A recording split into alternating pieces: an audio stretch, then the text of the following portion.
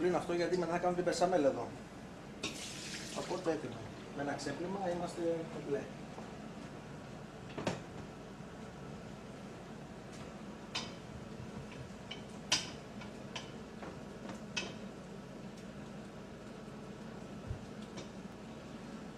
Για να δούμε ξανά εδώ που βρισκόμαστε.